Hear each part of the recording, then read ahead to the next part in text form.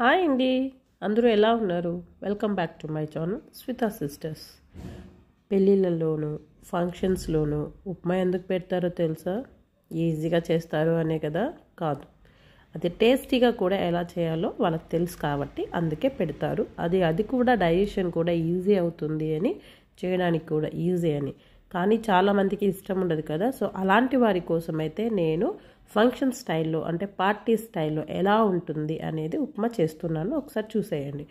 Stove మీద pan పెట్టుకొనేసి అందులోకి 2 spoons oil అలా కొద్దిగా ఎక్కువ క్వాంటిటీలోనే వేసుకోవాలి. అలాగే 1 స్పూన్ వరకు అయితే నెయ్యి కూడా వేసుకోండి. మీరు కావాలి అంటే ఒక ఆయిల్తో అయినా చేసుకోవచ్చు, లేదు అంటే నెయ్యితో అయినా చేసుకోవచ్చు, లేదా ఇలా కాంబినేషన్ అయినా చేసుకోవచ్చు. సో ఆయిల్ హీట్ అయిన తర్వాత అయితే ఒక 1/2 కప్పు వరకు పల్లీలు వేసేసి ఇవి లైట్గా వేగేంత వరకు వేయించుకొనేసి ఒక కప్పులో తీసి పక్కన పెట్టుకుందాం. ఇప్పుడు అదే ఆయిల్లోకి ఒక 20 నుంచి 25 వరకు కాజు ముక్కల్ని ఈ విధంగా వేసేసుకునేసి వీటిని కూడా గోల్డెన్ కలర్ వచ్చేంత వరకు వేయించుకొని వీటిని కూడా ఒక కప్పులోకి తీసి పక్కన పెట్టుకుందాం. ఇప్పుడు అదే ఆయిల్లోకి 1 స్పూను జీలకర్ర, అలాగే 1 స్పూన్ వరకు ఉద్దిపప్పు, అలాగే 1 స్పూను పెసరపప్పు, 1 స్పూన్ వరకు అయితే శనగపప్పు కూడా వేసుకోండి. ఇవి మీకు ఇష్టం ఉంటేనే వేసుకోవాలని కాదు, వేస్తేనే టేస్ట్ అనేది చాలా బాగుంటుంది, ఫ్లేవర్స్ కూడా చాలా బాగుంటాయి అన్నమాట. సో ఇవన్నీ వేసి ఇవన్నీ బాగా మంచిగా గోల్డెన్ కలర్ వచ్చేంత వరకు అయితే వేయించుకోవాలి. సో ఈ వేగిన తర్వాత ఇప్పుడు బీన్స్ని అయితే ఈ విధంగా ఫైన్గా కట్ చేసుకోండి. సో అప్పుడు ఉప్మాలో బాగా కలిసిపోతాయి. సో పిల్లలు కూడా తీసి పక్కన పెట్టకుండా ఉంటారు. అలాగే క్యారెట్ని కూడా ఈ విధంగా ముక్కలుగా కట్ చేసుకొని వేసుకొని ఒక 4 పచ్చిమిర్చిలను అయితే ఇలా పొడవుగా చీలికలుగా చేసుకొనేసి వేసుకోవాలి. ఒక 1/2 క్యాప్సికమ్ని కూడా ఒక ఫైన్గా కట్ చేసుకొని వేసుకోవాలి. సో ఇదంతా బాగా మిక్స్ అయ్యేలాగా అయితే మనము మీడియం ఫ్లేమ్లో పెట్టుకొని అయితే వేయించుకోవాలి. సో ఇవి త్వరగా వేగాలి అంటే కొద్దిగా సాల్ట్ అయితే యాడ్ చేసుకోవాలి. సో సాల్ట్ యాడ్ చేసి ఒకసారి అంతా బాగా మిక్స్ చేసుకొనేసి మనకి మంచిగా అంటే మరీ మెత్తగా కాకోకుండా అట్లీస్ట్ ఒక 50 to 70% వరకు వేగేలాగా అయితే వేయించుకోవాలి. సో ఇలా వేగుతున్నప్పుడు ఒక టొమాటోని కూడా ఫైన్గా కట్ చేసుకొనేసి అయితే వేసుకొని కొద్దిగా పసుపు అనేది మీ ఇష్టము. మా ఇంట్లో నేనైతే పసుపు యాడ్ చేస్తాను. సో అందుకోసమే ఇలా చేశాను. సో ఇదంతా బాగా పచ్చివాసన పోయేంత వరకు వేయించుకొనేసి ఇవి సిద్ధంగా ఉన్నాయి అన్నప్పుడైతే వాటర్ రెడీ చేసుకోవాలి.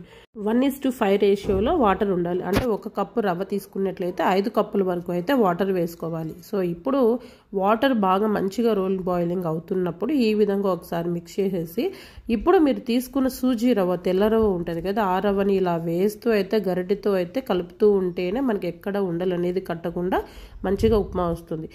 ఇలా ఉప్మా చేస్తే రవ్వ వేయించాలి కదా అని చాలామంది అంటూ ఉంటారు. అవసరం లేదండి, వేయించుకోకుండా ఈ విధంగా దగ్గర ఉండి గరిటెతో కలుపుతూ ఉంటే కూడా మనకి ఎక్కడ ఉండలు కట్టదు, టేస్ట్లో కూడా ఎటువంటి డిఫరెన్స్ కూడా ఉండదు. సో మీరు కావాలంటే వేయించుకోవచ్చు, వేయించుకోకుండా కూడా చాలా టేస్ట్ బాగుంటుంది. ఒకసారి ట్రై చేయండి.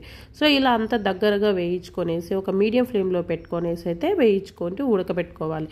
ఇలా ఉడికిన తర్వాత ఇలా ఈ విధంగా దగ్గర పడిన తర్వాత స్టవ్ ఆపేయండి. స్టవ్ ఆపేసి కొత్తిమీర చల్లేసుకొనేసి హ్యాపీగా సర్వ్ చేసుకోవడమే అండి. మీరు కొద్దిగా చల్లారింది అనుకోండి, కొద్దిగా చిక్కబడుతుంది, మరి పూర్తిగా అయితే గట్టిపడదు. సో కాబట్టి మీరు వేడిగా ఉన్నప్పుడైనా తినచ్చు. కొద్దిగా చల్లారిన తర్వాత కూడా కొద్దిగా దగ్గర పడుతుంది, కానీ మరీ గట్టిగా అయితే అవ్వదు. సో ఇలాగైతే మీరు కూడా రెడీ చేసుకొనేసి అయితే మీ ఇంటిల్లిపాదికి అలాగే పిల్లలకి కూడా చాలా ఇష్టంగా తినేలాగా అయితే సర్వ్ చేసుకోవచ్చు. పైన అయితే మనం ఉప్మా సర్వ్ చేసేటప్పుడు ఈ విధంగా పల్లీలు, కాజులు, ఇష్టం లేకపోతే పల్లీలు స్కిప్ చేసుకోవచ్చు. అలాగే కొత్తిమీర కూడా చల్లుకొనేసి పిల్లలకి సర్వ్ చేయండి. పైన నెయ్యి ఇష్టం ఉన్న వాళ్ళు నెయ్యి కూడా వేసుకోవచ్చు. ఇందులోకి చట్నీ లేకోకుండా కూడా హ్యాపీగా తినచ్చండి. మీకు ఇష్టమైతే చట్నీ, లేదంటే ఊరగాయ, లేదంటే పప్పుల పొడి, లేదంటే పల్లి పొడి ఏదైనా వేసుకొని తినచ్చు. కానీ ఇది మాత్రం టేస్ట్ చాలా బాగుంటుంది. సో మీరు తప్పకుండా ట్రై చేయాల్సిన రెసిపీ ఇది. సో ఈ రెసిపీ మీకు నచ్చినట్లయితే మీ ఫ్రెండ్స్కి, మీ ఫ్యామిలీ మెంబర్స్కి తప్పకుండా షేర్ చేయండి. అలాగే నా ఛానల్ ఎవరైనా సబ్స్క్రైబ్ చేసుకోకుండా చూస్తున్నట్లయితే సబ్స్క్రైబ్ చేసుకొని సపోర్ట్ చేయండి. అండ్ మరిన్ని రెసిపీస్ కోసం నా ఛానల్ని వాచ్ చేస్తూ ఉండండి. Thank you for watching. Bye.